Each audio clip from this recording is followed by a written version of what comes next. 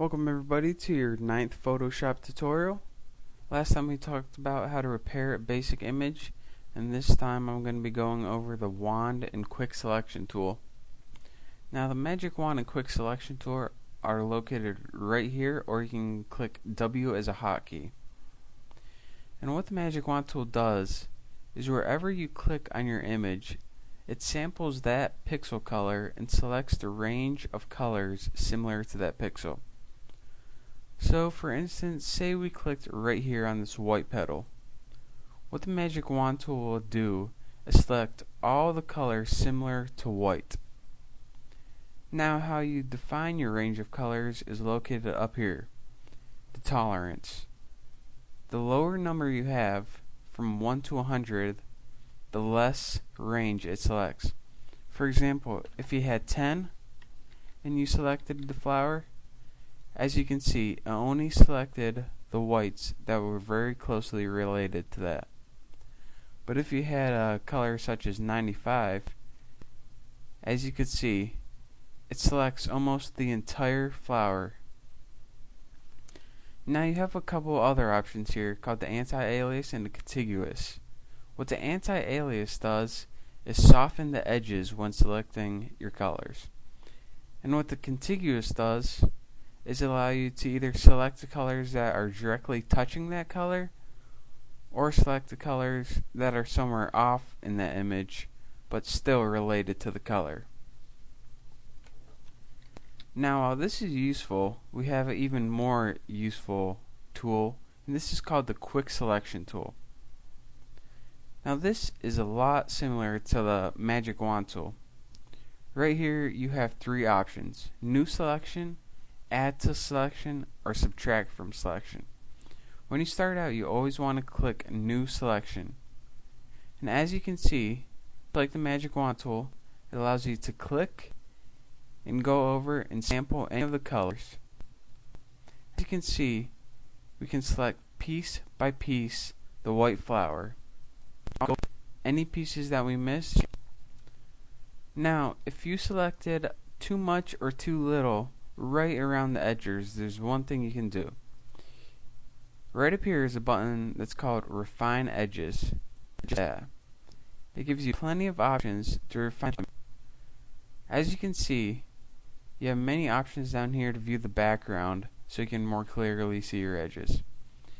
And all these options let you define how much of the edge you want to use. The radius is for softening the edges, much like the anti-alias tool. The contrast removes anything fuzzy, any pixels that might be around your image, just like contrast, basic contrast. The smoothness also erases any jagged edges that might be around your image. And this is helpful when you want to smooth it out. And as you can see, of the image will begin to feather in. Slightly contractile when you have a ring of color outside your image that you don't want. If you don't want quite as much as your image selected, or you want a little more around it, you can grab anything you didn't grab with a quick select. And once you got those all set, you can just press OK. But say you selected something that you didn't quite want to select. Right here you would use this tool called the subtract from selection. And say, alright, I wanted this white flower, but I didn't want this seedlings in the middle, or whatever they are. And as you can see, so we can get a better picture of the background, I didn't select it all the way due to time, but as you can see, we began to remove that middle by using the delete from selection tool. And just a couple hotkeys I want you guys to remember. They're very useful when dealing with these tools. Anytime you want to deselect an image, you can hold in Control D.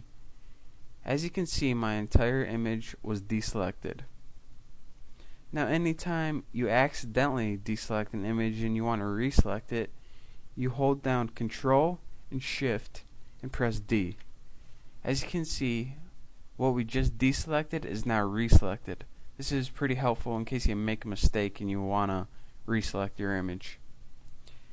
And to select the entire inverse, or the opposite of what you already have selected, all you need to do is hold down Control, Shift, and press I.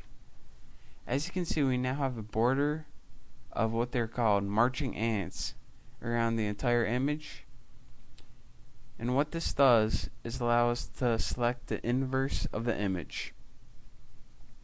Now, this is all helpful when you want to take out part of an image very quickly, and say if you want to paste it on another piece. So now that we learned how to use the magic wand and quick selection tool to select an image quickly, the next section we're going to be covering is masks.